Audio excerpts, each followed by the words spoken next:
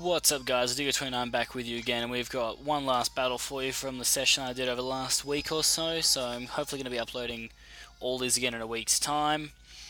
Hopefully it's enough videos for you guys to handle, and so it shouldn't be a big deal. So the last one I did today is against Kero. Um, he's got especially offensive Gengar, especially offensive Landorus, guessing especially defensive Titan, maybe especially defensive Jellicent, Mega Gyarados, and Ferrothorn. Well, that's what I assumed looking at his team. Because I did a shitload of battles and I can't remember all of them. My side, I've got Tornadus Therian, Assault Vested, Specially Defensive Heatran, Physically Defensive Mew, Physically Offensive Kyurem Black, Mega Metacham, and Specially Offensive Magnezone. Actually, no, Specs Magnezone, because Specs Magnezone is amazing. So anyway, let's get into this battle. So I'm going to leave off my Tornadus, because that's like my go-to lead in these situations. I always just find him to be the best option, because he has that U-turn. That can always help in a sticky situation.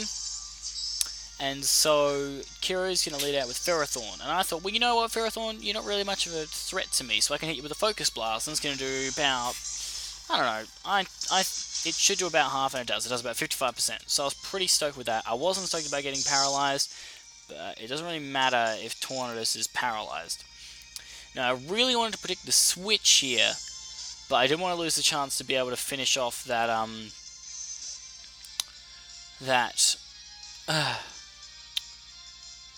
God, I'm having a mental blank on that. It's obviously it's a Ferrothorn. God, man, so I'm gonna go for a knockoff now on this Jellicent. It's gonna do a clean half, get rid of those lefties, which now means the Jellicent's gonna have to go for recover. And for some reason, I don't know why, I thought I might as well go for another knockoff.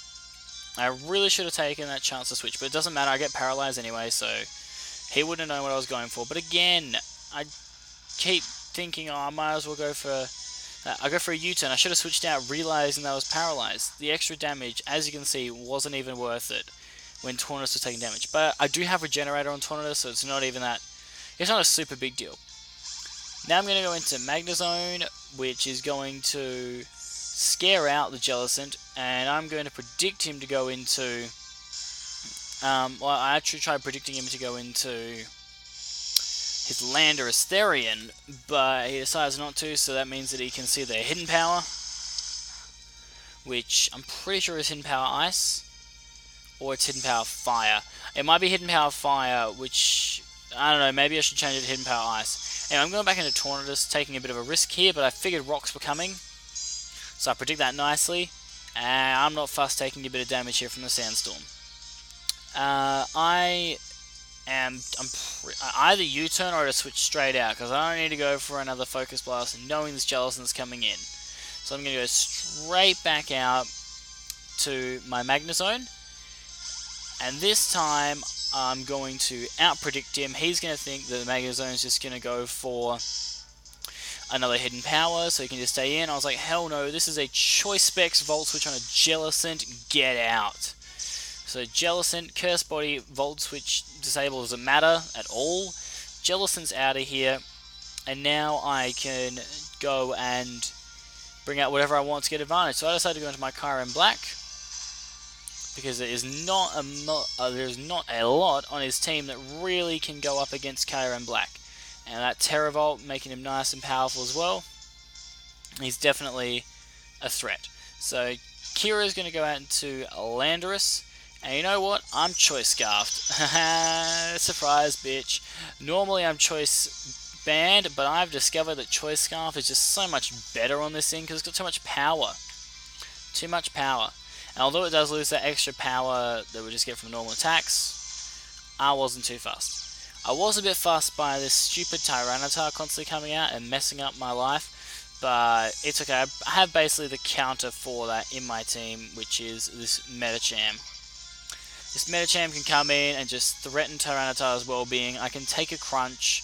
I can take a lot of things. He's going to Dragon Dance. Now here's what was confusing me.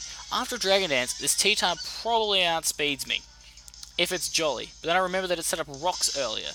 So I was pretty confused as to what this T-Type was actually meant to be doing. So he switches it out, and I'm like, well, hello, you just had a Dragon Dance. Why won't you stay in and try and kill me with, yeah, something. And then I predict him to switch out to his Gengar, just in case, I figured I might as well, and I figured the Tyranitar would outspeed me and kill me anyway, so I decided to go for a Bullet Punch, which is the safest play I could do, and it turns out that a Bullet Punch on a Gengar is a 2-hit KO. So I was like, yes!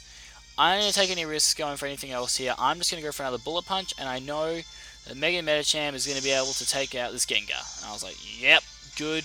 Gengar, which was initially a problem, is now no longer a problem, so I'm pretty stoked about that. And that means that now he's going to go back into his Ferrothorn. Since Jellicent and Gengar are both gone, I can just go straight for a high jump kick, straight to this thing and kill it. But of course it turns out that he does not only just have Iron Barbs, but he also has the Rocky Helmet, because he's the dick set of Ferrothorn. Seriously, it's better with lefties anyways, guys.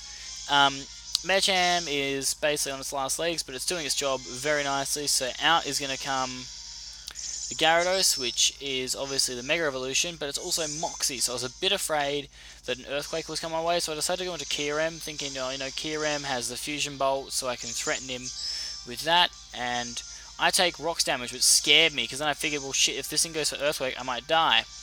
But he instead goes for Dragon Dance, which is a terrible choice. If he had got the Moxie boost and killed my Kyurem, I would have had nothing to switch in, really, to take this Gyarados. But now, because I'm Choice Scarfed, I'm going to be able to outspeed with the Fusion Bolt, and that is going to be game, I believe. No, not yet.